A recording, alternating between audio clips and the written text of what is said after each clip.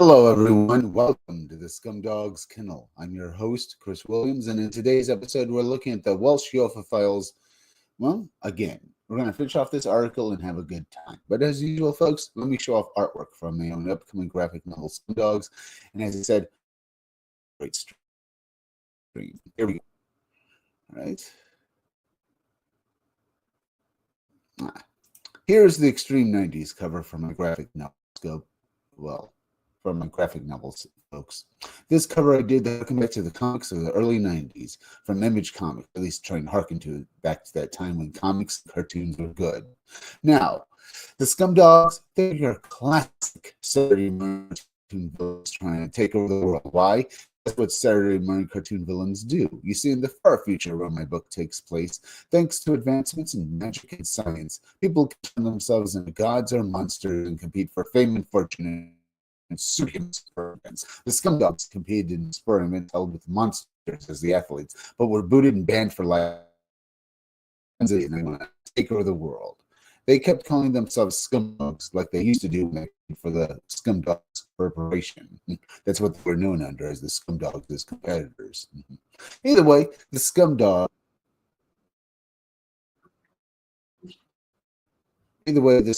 will now want to rule the world and stuff like that. They're led by Deathmug. Let me try that again, folks. Deathmug is the Scumdog's cyborg overlord. He's the guy with the little skull mask over here for a face.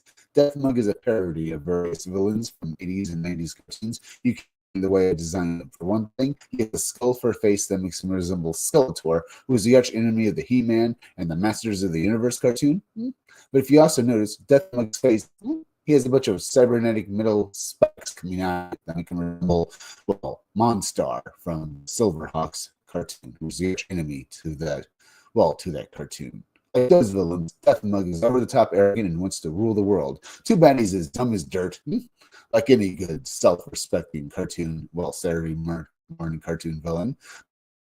Yeah, but don't worry, folks. He's in company because his arch enemy, the hero of this book, is just stupid and arrogant. Deathmug himself, Buick Starpoon. Buick Starpoon is the guy with the pompadour hair with the little palm tree growing out of it. He leads the Wild Ranger, or basically my parody of G.I. Joe, crossover with Starfleet from Star Trek. Buick Starpoon himself, he's what you get if you take Duke from G.I. Joe, crust him over with Buck Rogers and Captain Kirk, gave him a lobotomy and his own overinflated ego and a team to lead, and you get Buick Starpoon, an idiotic military inept moron of a commander who leads his team into battle. Now, the Wild Rangers, because they're G.I. parties, each member, including Buick Starpoon himself, they each have a military specialty. That's basically their special skills and abilities. Buick Starpoon's special skill is that he's a starship captain who leads the Wild Rangers into battle. Now, all Wild Rangers, by the way, also wear the same uniform. They wear this sort of a Starfleet-looking space cadet uniform that Buick Starpoon wear. So anyone on this cover wearing this uniform, they're the Wild Rangers. So let's look at them all now. The Mohawk, his name is Roadhog.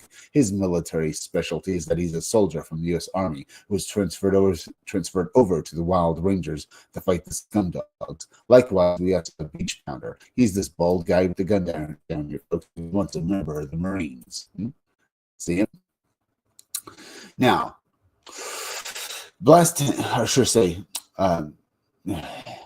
Beach Pounder's special skill is that he's a Marine, folks, as I said. Then we have Blast Tank. Blast Tank is the helmet over here, folks. See him? His skill is that he's a tanker. That's his special skill, folks. In other words, he drives around. He drives around with vehicles like this or tanks. And of course, this cover, you see them all on. It's one of 3 different variant covers. That means when you can back my book, you'll have a covers the back for your copy of it. This is just one of them. All right. Then we have Girl Friday. Girl Friday is the female member of the Wild Rangers. She's a second command and a lieutenant to Buick Starpoon. Girl Friday is this woman here with short hair. Girl Friday hates his guts, though. She might be named Girl Friday, but she's no Girl Friday. You see, she was assigned to the Wild Rangers to babysit them and make sure they do their jobs. But because no one basically cares to listen to her, all she can really do is sit and spin and fume and how much her team sucks. Then we have Deathmug's henchman, Murder Mouth and Sloppy. Sloppy is the guy mouth is the guy wearing the top hat and leather jacket. These two guys are your classic henchmen villains, idiots, but fun to read about. Then we have Hair Metal Doctor. Hair Metal Doctor is this guy wearing the surgical mask, building electric guitar. All with Miss Rusty Mullins over here, these two characters are him. They're members of the Scumdogs. Let me explain. They're both parodies of two characters from the G.I. Joe cartoon who are part of their enemy, Cobra. They're parodies of Dr. Mindbender and the Baroness. Dr. Mindbender inspired me to Hair Metal Doctor over here, folks, because his costume on the G.I. Joe cartoon honestly made Dr. Mindbender look more like a hair metal musician than a mad scientist. In fact, why not create a villain who was a hair metal musician and a bad guy? So he came up with Hair Metal Doctor, who rocks out while doing mad science. Either way, he was hired as a dog after they did villains. It's why he's a human and not a monster like the rest of them. And Miss Rusty Mullins, as I said, is a parody of the Baroness, who was Cobra's top spy and information agent. She was an incredibly rich woman who became a terrorist.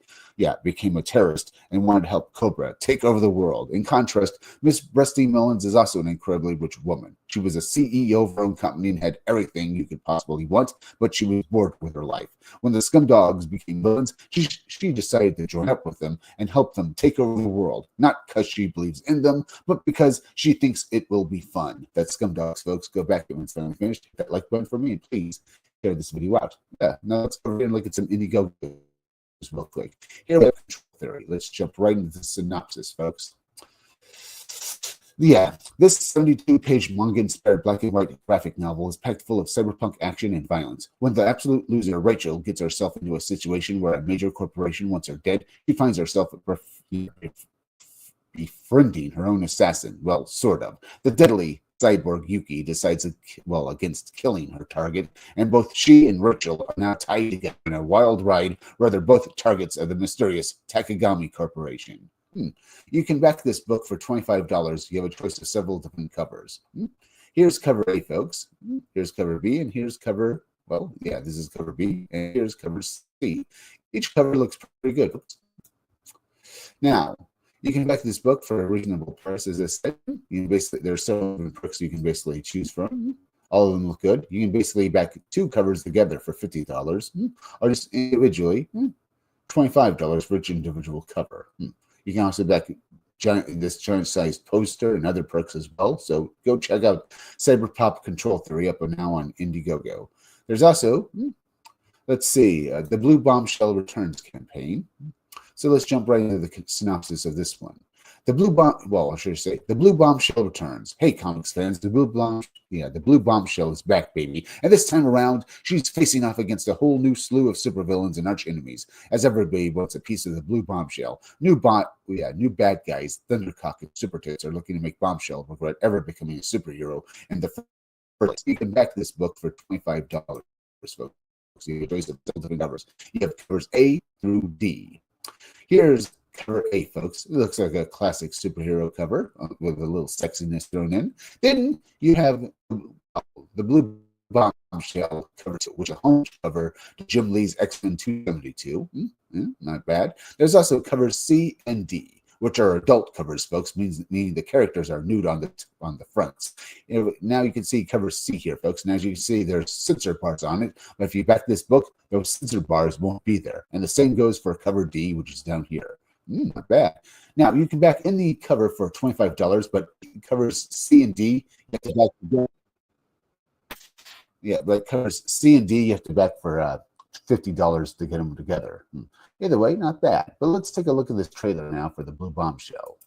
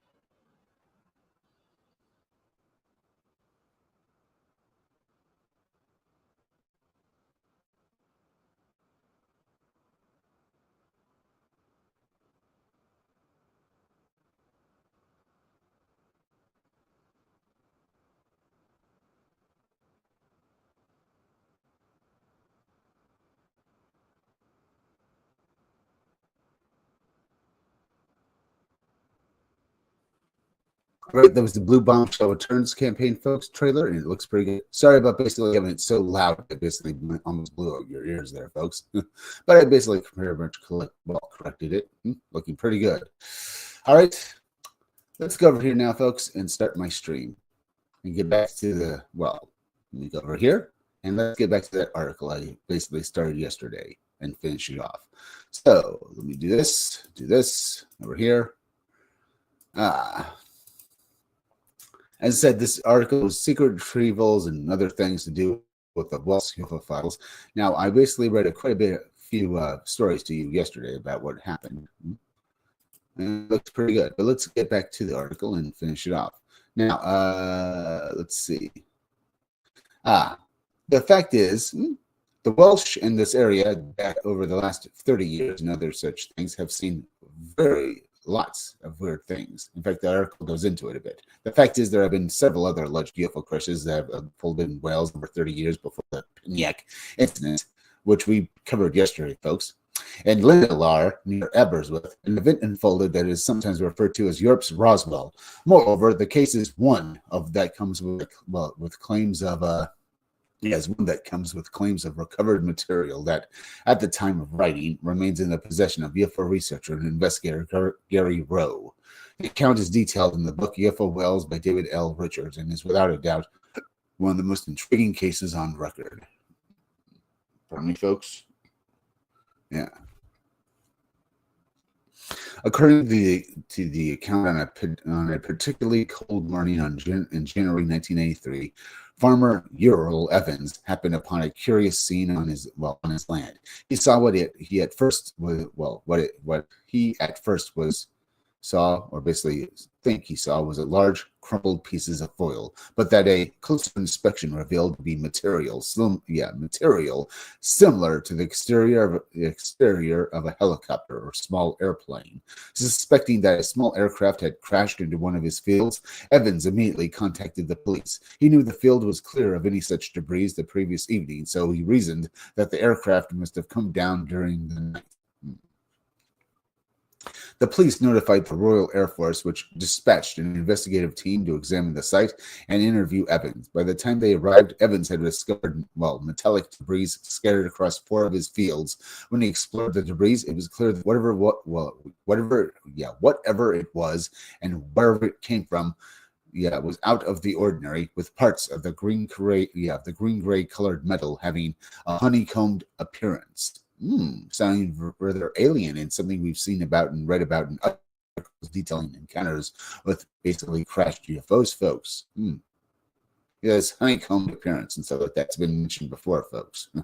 Sort of reminds me of the interior of the TARDIS from Doctor Who, how there were these round things, and basically if you looked at them and they were basically all over the place, they gave the TARDIS a kind of honeycomb-like appearance. So I'm assuming this is what it would look like to look at these debris here, folks. Either way, we can only surmise that must have been what it must have felt like for the farmer here to basically wonder about that. Either way, Evans only could just look at it and describe it like it was literally like a big honeycomb. Either way, let's see what happened next with the military authorities and what they did with these debris. Incidentally, this first investigative team was more than cordial with Evans, gladly informing him that the debris was not from any of their vehicles and that they too were perplexed as to what it was. However, a short time later, a second team from the Air Force arrived at the farm. This team was made up of uniformed and non-uniformed officers and were much more aggressive in their treatment of Evans, with some even claiming they worked for the Ministry of Defense. This second unit immediately cordoned off the fields and temporarily floodlights were set up to allow the team to work through the night in retrieving the wreckage, which they did, systematically removing every single piece, although, as we shall see, there were several pieces that they failed to recover. For his part, Evans later described the scene as being like something out of a James Bond movie. I imagine it was, folks, because it would probably look like that. Were these men really working for the government? Maybe they were, folks, but were they actually maybe perhaps, agents of MIB? That can also basically be possible, folks, but they didn't really sound alien that had pale white skin or anything like that. I mean, not just white skin, pale white, as to the point of basically being literally just bleach white. And they didn't. It doesn't seem to basically describe them as wearing basically black suits yet, because we haven't gone to that part yet, folks. We can only surmise that Evans here. I'm wondering, as he describes his men, I was wondering if he basically felt anything odd about them. They acted to him. We'll find out as we read further into the article, I guess. Either way, that might be that might only be hope there, folks. As I said, if they are men in black, maybe they're very smart about what they did and didn't basically give any indicators that they were anything other than government agents.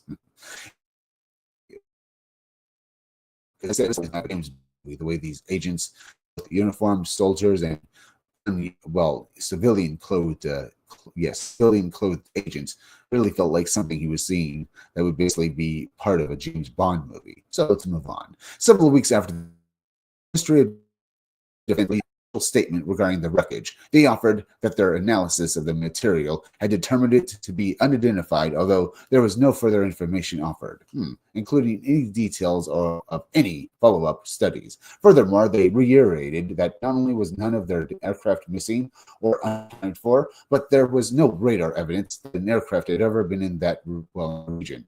But there was clearly wreckage that was recovered. They didn't know where it came from. Not that they were going to clarify any than saying that it was literally unidentified. They weren't going to come out and say it was alien technology or alien or debris from an alien spacecraft. They were just going to admit that it was identified. They didn't know what it was or where it came from, and not go into any further than that, probably, folks. So let's move on. Although only one newspaper covered the incident, and even then, only one article in the January 23rd, 1983 edition of the Express under the headline "Strange Debris Out of the Sky," it was enough to bring the case to the attention of UFO researcher and investigator Gary Rowe, along with a small team of investigators. He quickly made his way to the small village in order to speak with Evans. They also undertook a search of all four of the fields in the unlikely event that the military unit had left any debris undiscovered. Much to their surprise, they had. The team uncovered several pieces of the metallic exterior. This is what they even say now with Roswell, folks, that even now that there are government agents, or basically people who still go there to Roswell, to the place where apparently the crash happened, because the government's still worried that basically some of the debris weren't fully recovered from that area, and that even some of the locals might have hidden pieces of it to this day. We don't know. Either way, they found these metallic pieces of them. They found these several pieces of the metallic exterior of this, whatever it was. Was it, folks? Let's read on, and we can only, theorize if it was or not. Rowe quickly went about having the recovered debris tested. Although these tests would also prove inconclusive, they would determine that the material contained something similar to beryllium, or beryllium. Forgive me if I basically mispronounce the name here, folks.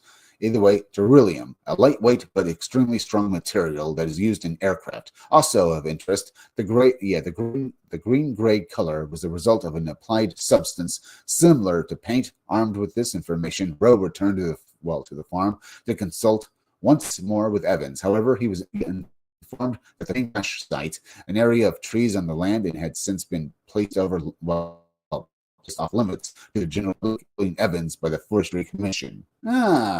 So even though he owns the land, he can't go there, basically inspect. Oh, quite annoying as well, folks.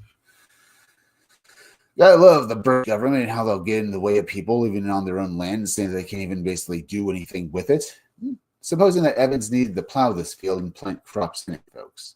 I mean, he is a farmer after all, but then again, I'm not quite sure we'd want to eat anything that came out of this field because we don't know what this material of this crash that happened on it is. For all we know, it's radioactive, so maybe it's best that we don't eat anything from this field, folks.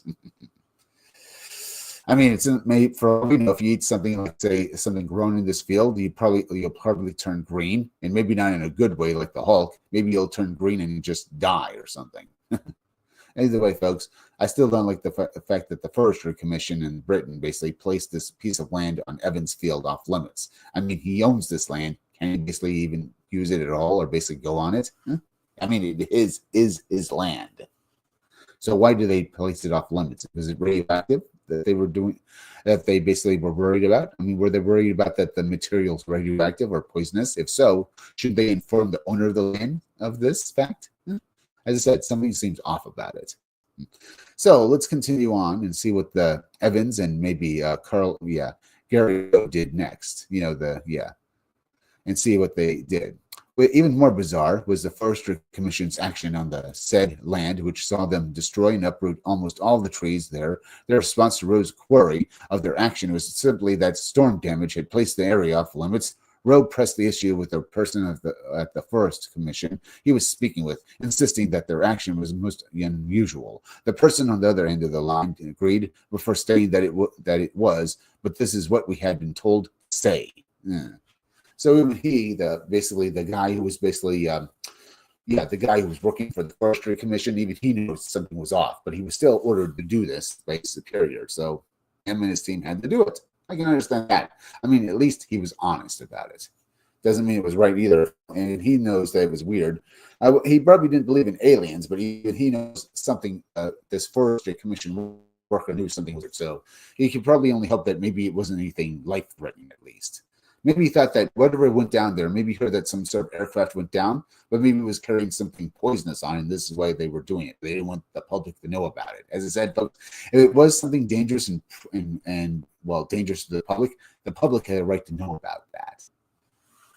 And either way, it's off, and don't know why they did what they were doing. Why the government would order the Forestry Commission to uproot these trees and do all this stuff. It only surmise that whatever did crash there, I don't think it was alien, folks, because after all, it looked like it was made of material that most aircraft, or basically a lot of aircraft, are made of, and it had paint on it. That doesn't sound like an alien spacecraft to me. But whatever it was, or should I say, whatever it was that went down, well, maybe indeed it was carrying something poisonous or harmful. As I said, the people have a right to know about that, folks. And it looks like the government, if they were behind this, covering all this up because they were worried about it, it might have been not because they were worried about the public finding out, but because they were worried what would happen if the truth did come out and it was proven that they were at fault. Maybe a lot of people would have lost their jobs over this. So that in itself would be kind of a criminal act, because it looks more like the government officials who are overseeing this thing were more worried about the truth coming out and perhaps losing their jobs than anything else. I just wanted to reiterate that point again, folks. Yeah. Either way, this Forest Commission worker said that, it was odd for what they were doing, but they were ordered to do so. I just leave that on the folks, but let's continue now. It wasn't long before Rowe himself received a visit from several mysterious men following his discovery and an analysis of the left-behind debris. They were insistent that Rowe hand over the debris. Something he said he couldn't do, as it was spread across several different locations among several different people. Furthermore, these people had been given very specific instructions. Essentially, if anything was to happen to him, or if the wreckage somehow went missing, each was to come forward with a respective piece of wreckage until they seemingly admitting defeat, at least for the time being. The mysterious man left. Who didn't see them again. He did, though, notice that his mail was clearly being intercepted for several months following the visit. So, were these men in black, perhaps, folks? Maybe. As I said, we don't know. We can only guess at the true nature of this man. But I think they did have some connection to the government, so I will say that much. Now, let's get back to the article. Whether the mystery material was debris from a vehicle from another world, or whether it belonged to a top-secret military aircraft, remains open to debate. It is interesting to note, though, that large areas in and around Aberystwyth have substantial underground tunnel networks. That these tunnel systems were utilized by the military as storage spaces during the Second World War. Forgive me if I mispronounce any names like the area that was known as Aberystwyth. Folks. I'm thinking it's basically pronounced as Aberystwyth. If I'm mispronouncing these names, forgive me and stuff like that. I'm doing my best. Either way, these tunnels that were underneath Aberystwyth, they were used by the government during the Second World War as storage spaces and stuff like that before being abandoned. Might we ask if these subterranean networks, or at least some of them, weren't entirely abandoned and were perhaps home to a top-secret aviation development? or developments? Maybe. Or might we even consider the suggestion with some researchers that the area along the Welsh coast where Aberystwyth resides is home to an extraterrestrial base? Might this speculative alien facility stretch a little further inland? Maybe. Just short of a decade earlier, yet another alleged UFO crash occurred in Wales, this time in the Berwyn Mountains, according to the official explanation on the evening of January 23rd, 1974. Pardon me, folks, and Llandrelio. An earthquake measuring 3.5 on the Richter scale occurred at the exact same time. A meteorite crashed into the Berwyn Mountains. To many of the residents of the area, though there was little debris, doubt in their minds, but what crashed into the mountain that evening was more otherworldly and mechanical than a meteorite. Indeed. Was it something more mechanical than a meteorite? Something more alien, perhaps? Maybe. We can only basically guess, folks. But whatever it was, do you think the government had a hand in it? As I said, with the last one, with what happened with the government, it really feels like maybe this was some sort of a top-secret aircraft that might have crashed, folks. Remember, the fact that the material that was recovered apparently had paint on it and was made of material that was used basically in the construction of various aircraft makes me think that maybe it was, some sort of top secret aircraft. Does the same hold for this one as well, with this crash? We don't know. Let's read on and find out. Part of the time suggested that around 8:30 p.m. on the night in question, the area around the Berwyn Mountains rumbled violently. Many in the area felt certain that they had just heard an explosion. When many of them looked outside moments later, many reported seeing an orange glow about halfway up the mountainside, seemingly confirming their initial assessments. Moments later, the police switchboard and those of the other emergency services were swamped with calls from concerned residents. It was only years later, in 2008, following leaked documents, that it was revealed that many of these reports specifically stated that the witnesses had seen a UFO moments before the alleged. Was it that? Let's go over here quickly. Basically, let me take a look at this page too, folks. We have 2 watching, 3, 4. Yeah, and let's continue with the article. Indeed. People, before the crash happened, swore they saw a UFO. Before this thing happened, it was basically, created such hoopla. It was basically recorded almost like an earthquake, because whatever hit the Berwyn Mountain, basically, they said, literally, it hit the Richter scale so hard, it was measured to basically 3.5.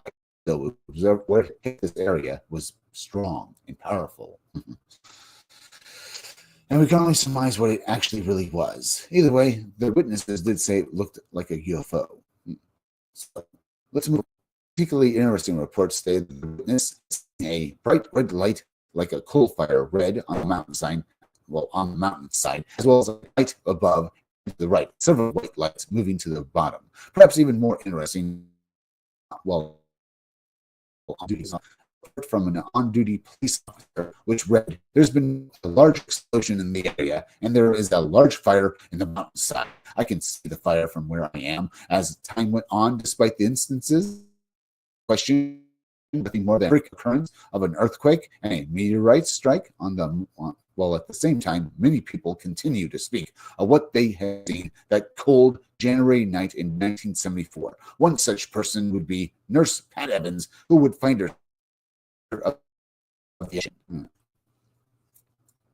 Realizing she was a nurse, a local policeman had directed her towards the mountains in case her skills could be of use. It was as she was driving there that she noticed what appeared to be strange lights going up and down the mountain. To begin with, she assumed the lights belonged to rescue teams. However, the closer she got to the mountainside, the more she could see how attempts to negotiate the terrain in the dark would be treacherous at best. Moreover, these lights appeared to move in a bizarre and unnatural way. Stranger still, about halfway up the mountains, Evans could see a pulsating orange glow. Years later, in 2010, she stated that this object, if that is what the orange glow was, couldn't have gotten there from being flare. She added that she knew the object had to be a UFO of some sort, elaborating that it was moon-like, but without windows or doors. So it was literally like a flying saucer crescent. So that's something we've seen before in other UFO stories, folks. People describing these half moon-like objects, triangle or basically similar like boomerang-shaped UFOs in the sky. In this case, though, it's different because this one basically, possibly might have crashed into the Berwyn Mountain. And this crash was so powerful it was picked up on Richter scales, and basically at Richter it was picked up on Richter scales at 3.5 on the scale. So whatever hit really basically left an impact. Anyway, the witness here, as she said, she basically looked like a moon door without windows or doors, like a typical vehicle. So to her, it looked like basically like a flying boomerang or a half-crescent moon or so. As I said, folks, that's something we've seen before. But let's move on to see if we can basically hear about any more information. At that time, Evans' 2 teenage daughters were in the car with her. Realizing both were becoming uneasy and even frightened by this strange events, she decided to turn around and head home. Decades later, she offered that they had no idea what it was and that she just wished she'd stayed to see what the end result was.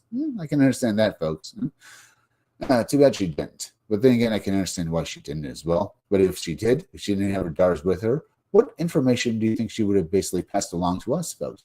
Would she have said that she saw something truly alien, that she got close enough to see that it was actually some sort of a vehicle, but a vehicle, the likes of which that she didn't even think was possible, that could possibly exist? I mean, is that possible, folks? Maybe. As I said, she had her teenage daughters with her, so she couldn't basically danger them. But it would have said that no one got any closer to see this object when it was there. Or should I say, see this object after the crash and describe exactly what it was. So, though she did say it looked like a half moon, or basically looked moon-like to her, it had no doors or windows on it, but it looked like it was literally sounds very alien to us, doesn't it? We can surmise that whatever it was, either it was a government vehicle, perhaps, or maybe it was indeed a crashed spacecraft. It does sound like something these people, the government, would hide, certainly. Either way, be what it was, well, we can take what we have here. We can only surmise that what this object really was, either a downed top secret aircraft or some sort of actual alien spacecraft. For all we know, it could even be a government vehicle, but it was reverse engineered from maybe actual alien debris, and I guess reverse engineered UFO, parts from an actual UFO, for all we know. Both theories, and there are several different theories that can run together, and you can see how they basically fit together if they're all true, folks. So some skeptics will argue it was obviously some sort of downed vehicle. Maybe it was a government vehicle, but the government hid it all and basically wanted to clamp down on the story because it was top secret and they wanted to basically control the information about it. That's if they would admit that, folks. There's a good chance that these skeptics would have attacked Evans' 2 teenage daughters. This person here, this Evans, was also named Evans as well, folks. That's a curious fact there. I doubt that she knows this other Evans that basically had this thing going to his land on his farm. I doubt they even know each other, folks. Either way, she was also named Evans, and she and her 2 teenage daughters saw this thing, and they can't really say anything too much about it, only that, literally, it was frightening, and literally to them, it felt like something probably out of a sci-fi movie, and stuff like that. What the government did after this, we'll probably have to read further into the article and see if they mention, if Evans or any other people knew if the government cordoned off this area and was seen there for several weeks recovering something or other. So let's read on. But before I do, though, let me go over here and take a quick look. We have 11 watching, so not bad.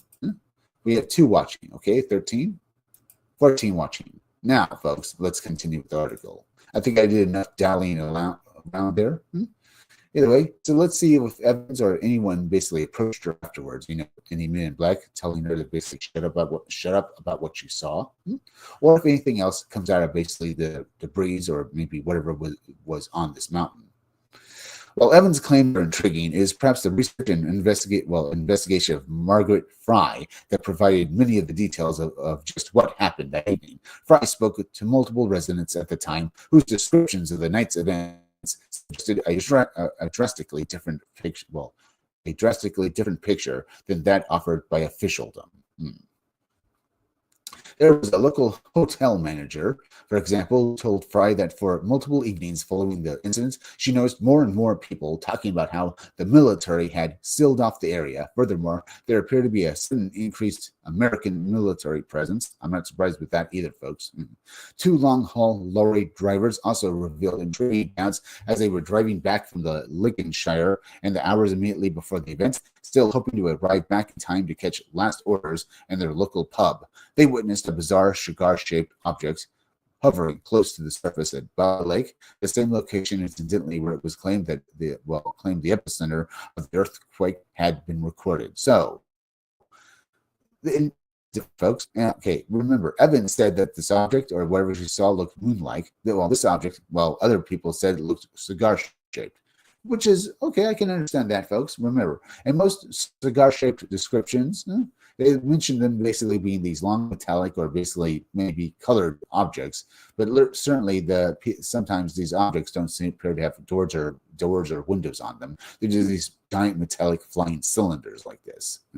That could, if you're the right way, folks. I mean, if you look at something like this, these flying cigar-shaped UFOs in the right manner, or should say, if you see it from maybe an angle or another, or basically from maybe just straight on, and you can't see the sides of it, it indeed would look like possibly like basically being moon-like, I suppose, or crescent-like as well, perhaps. I mean, yeah, it's a flying cylinder, so that's not very likely. But I can't imagine that you could basically, if you saw it from a distance, possibly misinterpret it the way it looks, basically as a flying cylinder or basically a flying crescent like a moon.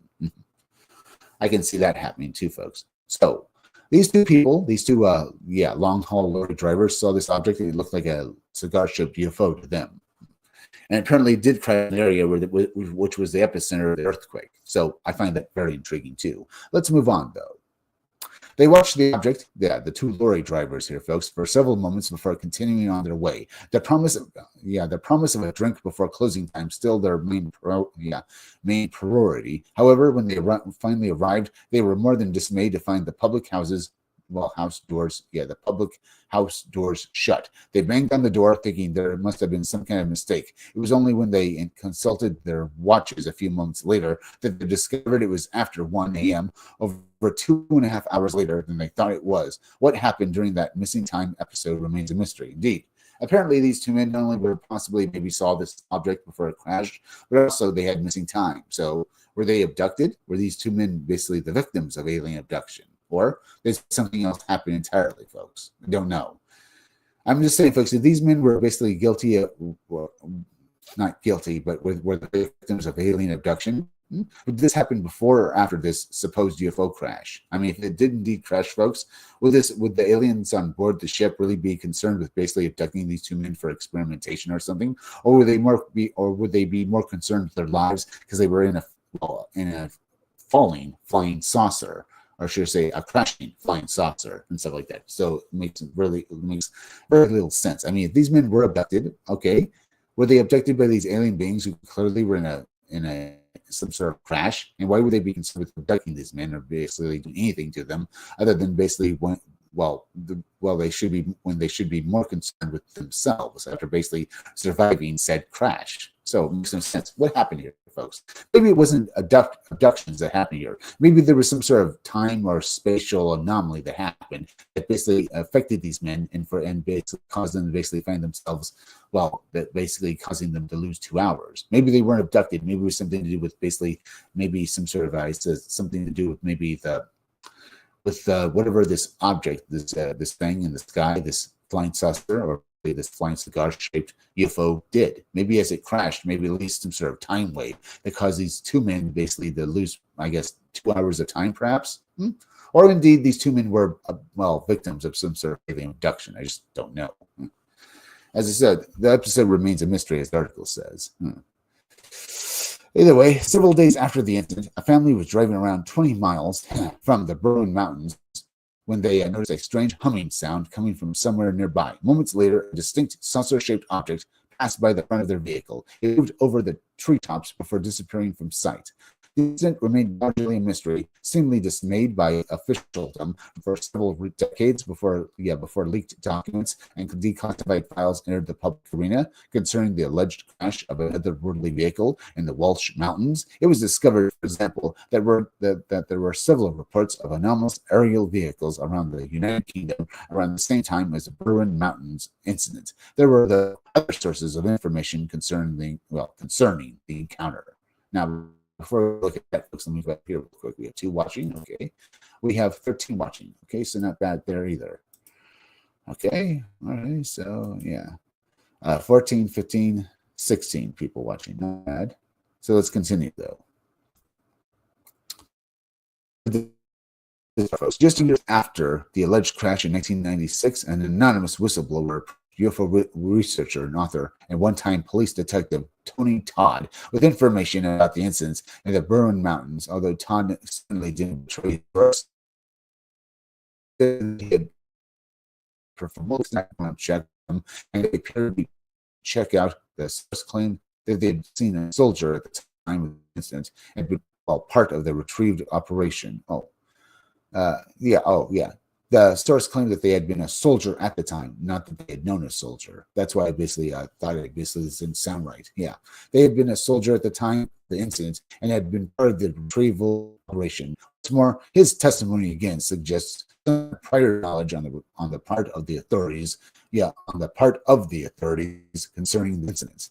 According to what the former soldier told Todd, several days before the apparent crash, his unit received orders to move from the undisclosed location at a barracks in the south of England to Birmingham. They received orders to proceed to Chester. Finally, they were transferred to Llangollen. Once there, they were told to await further orders. All right. The source claimed that many of the unit believed that they were going to take part in a surprise. Of course, they would soon find themselves in the middle of a truly remarkable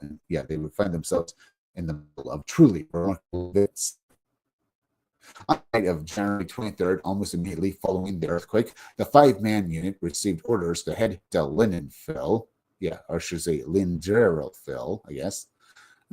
There was already significant activity on the ground when the unit arrived, and they still fully expected to be put into a live drill situation.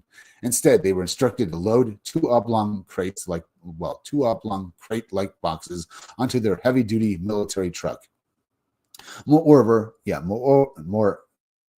were given strict instructions to ensure the boxes remained shut for the duration of their journey. The portion down facility in Wiltshire, although perplexed by the whole situation, not least their strange orders, the unit set off to their destination. When they stopped halfway there, however, to obtain refreshments and to use the facilities, they were approached by a man wearing plain clothing and brandishing a high-level military ID. The man ordered each of the men to get back in the truck immediately and proceed with their journey. Furthermore, they were ordered to make no further stops for any reason along the way. Okay. Upon arriving at Portiontown, a top-secret facility said to be involved with chemical and biological experiments, including biological warfare and decontamination procedures. And I have to say, folks, this is the kind of thing that should not be allowed to happen. We do not need biological warfare or something like that actually basically being used. If you haven't basically been paying attention recently to, recent history, that happened. There was something that happened back in 2020 that basically really involved something known as UVID. Okay, yeah. Instead of basically call it UVID, the COVID virus, that really seems to have been basically, I said, folks, the COVID virus, it's been proven that it was basically created in the lab. So, yeah, this is the kind of thing that people should not research.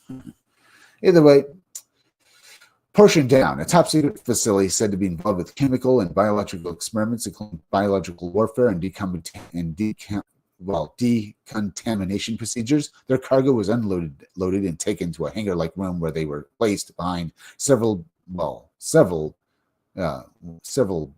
blurred but perfectly transparent screens. According to what the mystery source told Todd, several scientists approached these boxes and opened them. And what the team that basically brought those boxes saw, basically what they possibly saw, is truly mind blowing to them. This is what the soldier told about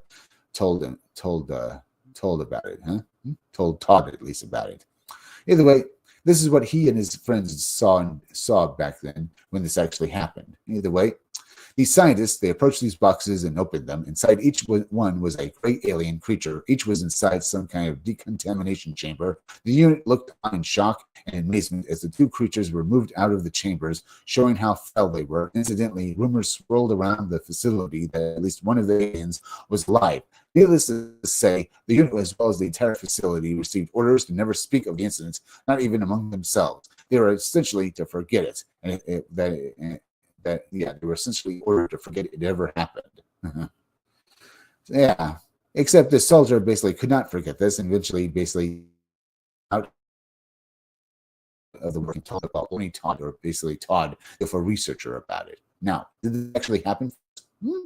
As I said, this is just a story, no actual physical proof, but the fact that these great aliens were seen, it's something they're basically speculating on. And for the fact that, the soldier and his friends were meant to see these aliens because they knew eventually one of them would come forward and tell the story. As I said, folks, maybe this is all part of some sort of UFO conspiracy, but not basically these aliens being real, but perhaps maybe that the ones who basically orchestrated it wanted these men to come forward with their story at least one point in the future. So they basically purposely hoaxed them.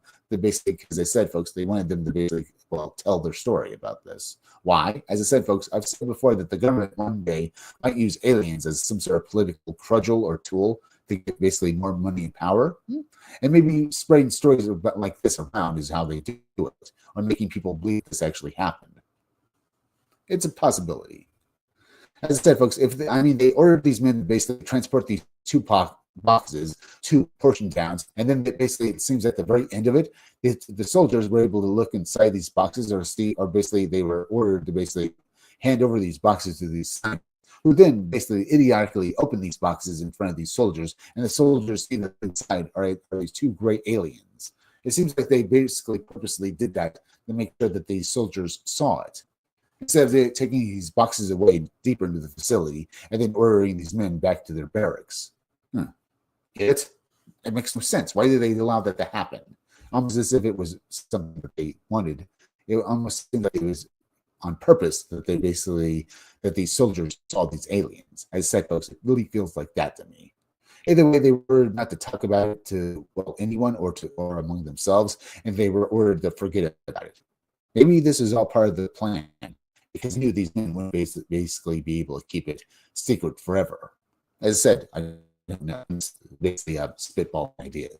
But let's continue, though, folks. In more recent times, in late 2018, further leaked documents surfaced, courtesy of UFO researcher Russ Kellett. Not only did Kellett have several files in his possession regarding the incident in January 1974, but also a map that detailed the presence of an extraterrestrial base in the same region. Although many, even in the UFO community, have approached the claims with caution, they are still worth examining here. Now, before we look at that, folks, let me go over here real quick. We have 2 watching. Not bad. Not bad. We have 14 watching. Not bad there either. Let's go. Let's get back to the article and look at these and examine this information, folks. The presence of this extraterrestrial base, and basically let's read this story and basically wonder if it's real or not. Kellett claimed to have received the map from a witness to the mysterious incident in the Bruin Mountains, who along with 4 friends saw the events unfolding in their entirety. The mystery witness claimed that they heard the explosion ring out on the night in question, and immediately jumped in their car and drove to the area where the explosion appeared to have come from. They say, they saw the mountains before they could take a look. They were told to move along by several members of the military. Kellett claimed that he took possession of the map and documents after he was approached by the mystery person following a UFO lecture he had given in the early 2000s. Ultimately, the information contained in the documents, combined with Kellett's own research into the incident, suggested that the crash in the Bruins was one of military provocation. One of the documents in question was apparently leaked official file on the Maritime and Coast Guard Agency, Maritime, on the Maritime and Coast Guard Agency, MCA. According to this document, an official, RAF, or should I say RAF, exercise took place off the North Wales coast only hours before the alleged UFO crash, with at least 80 flashes being witnessed during the exercise. Was this an attempt to elicit a response? Were the RAF not taking part in a mere exercise, but actively attacking an underwater extraterrestrial facility? Kellett stated that in his opinion, that there was an alien base under the sea on the North Wales coastline, adding it was more likely where they build all their crafts. He then asked just why the military want or need to light up the bomb. They weren't looking for a submersible, if they weren't looking for submersible objects. He further offered that he believed they knew there was a base under the sea and that they did it to light up the area so that they know where to attack. Before adding that it just seems like too much of a coincidence that this took place on exactly the same day as the Burn Mountains incident. Ultimately, Kellett stated his belief that this RAF mission kicked off one hell of an incident. Perhaps, folks. According to what Kellett learned following this, RAF operation, RAF being the Royal Air Force, folks. So I'm just going to call the Royal Air Force RAF if they're confused and stuff like that. I was thinking that and clearing that point up. I'm just clearing that point up. Either way, let's continue. According to what Kellett further learned following this RAF operation, 3 extraterrestrial vehicles suddenly emerged from the water. One of these was immediately shot down beneath the waves, while another headed off into the distance and escaped to an unknown destination. The third object, though headed inland, eventually being brought over the Burn Mountains. With the release of this information into the public arena, more and more people came forward claiming to have witnessed the strange events of that cold January 1974, many of whom gave their statements to Kellett. One of these witnesses' statements came from a group of fishermen who insisted that they had seen several flying saucers emerged from the waters off the Wales coast on the same night as the alleged crash in the Burn Mountains. Even fishermen stated that it was a Royal Navy ship in the region and down icy waters.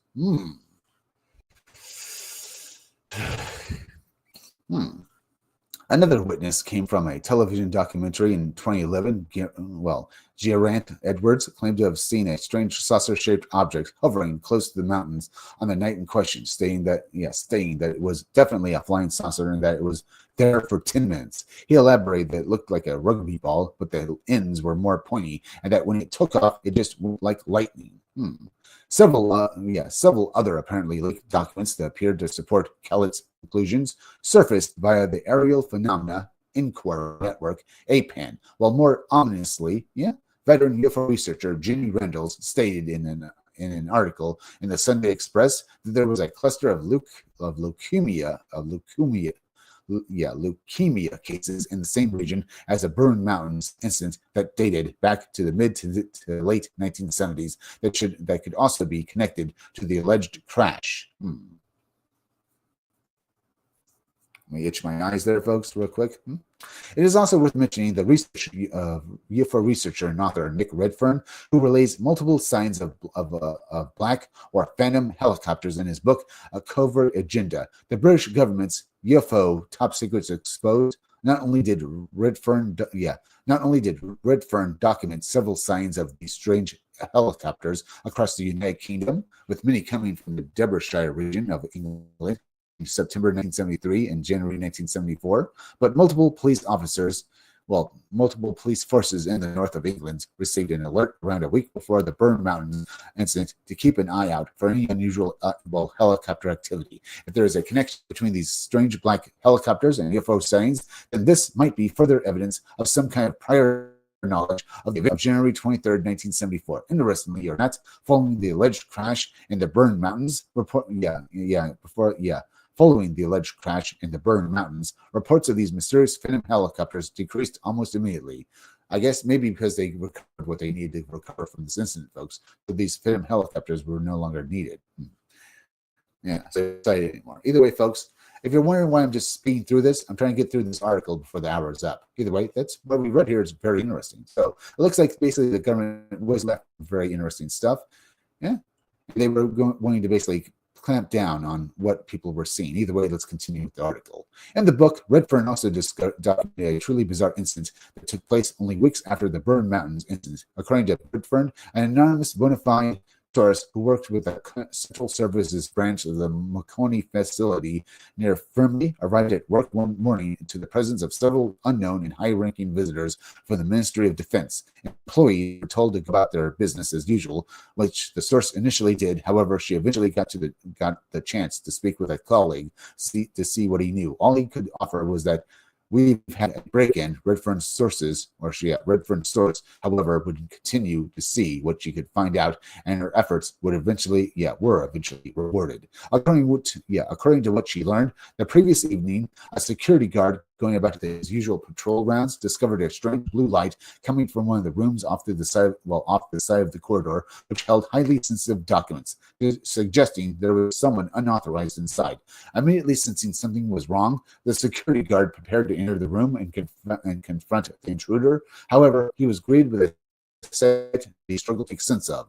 There, right in front of him, was a distinctly non-human figure, with a strange blue light positioned on his head. Looking through various top-secret files, even stranger, upon his entering the room, the strange figure simply dematerialized right in front of the security guard. So it disappeared, folks.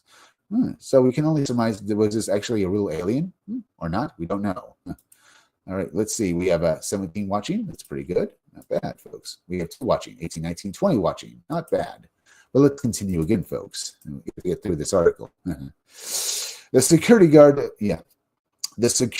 eventually suffered a complete nervous breakdown and was admitted to a military hospital under armed guard. According to Redfern's source, no one saw or even heard from the security guard again.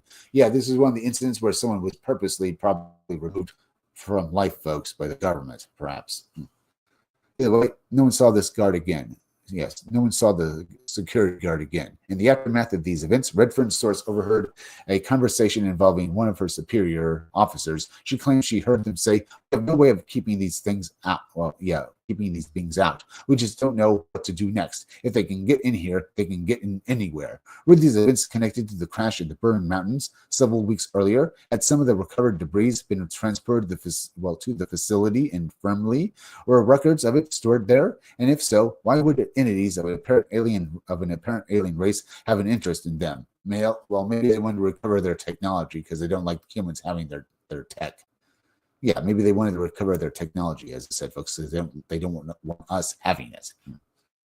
As we can see, then, Wales has more than its fair share of alleged UFO crashes over the decades, and these are just a small number of the overall UFO encounters on record. From this part of the world, while the reasons for this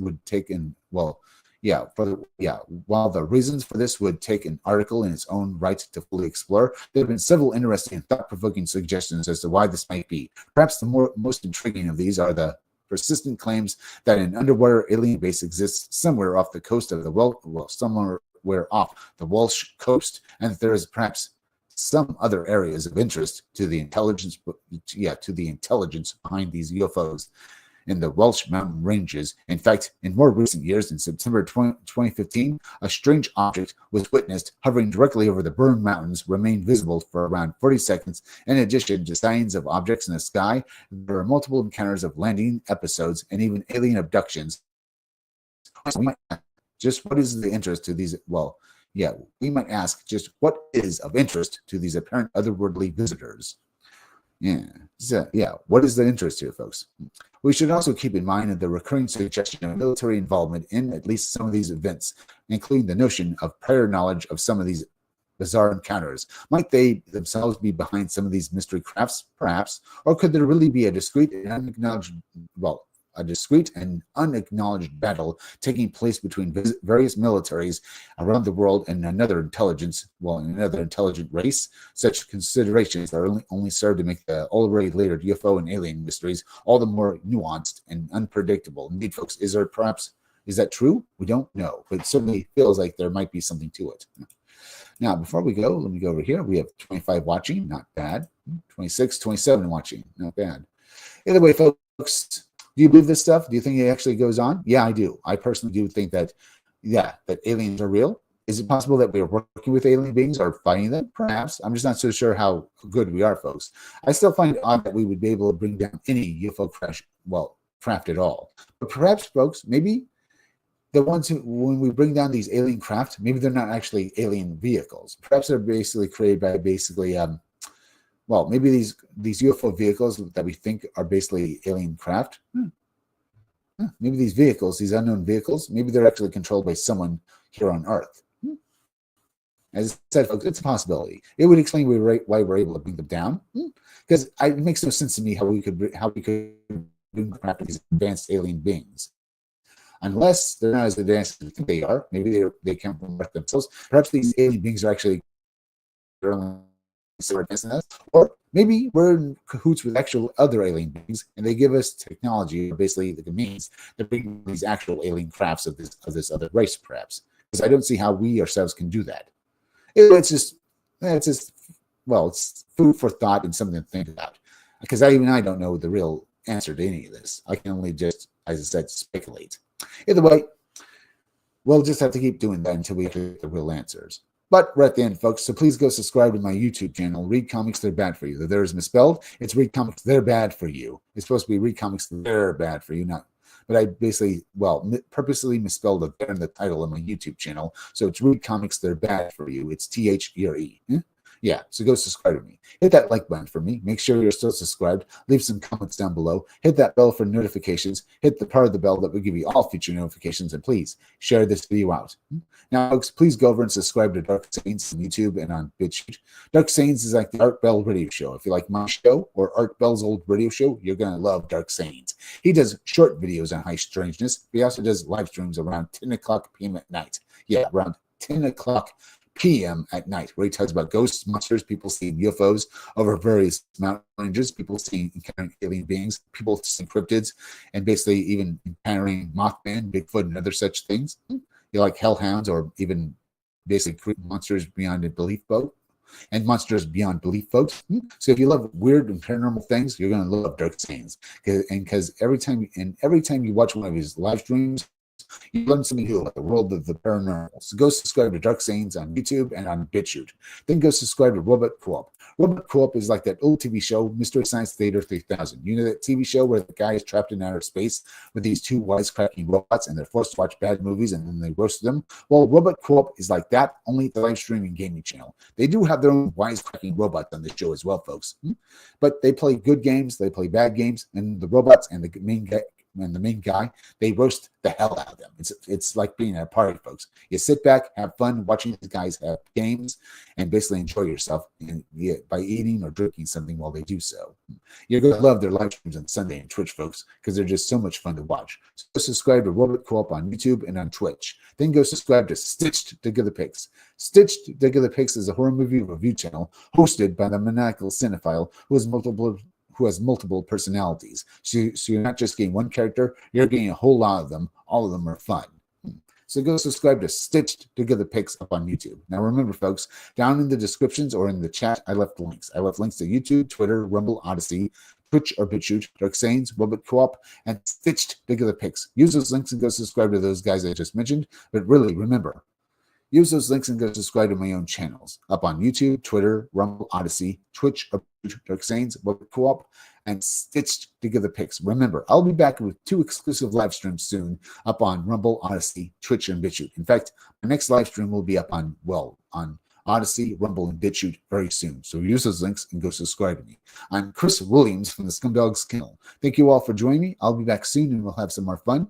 We had a good stream right now, folks, but next stream I'll try to do even better. So make sure to come back again then. Until then, folks, as usual, well, bye. Yeah, folks. See you later.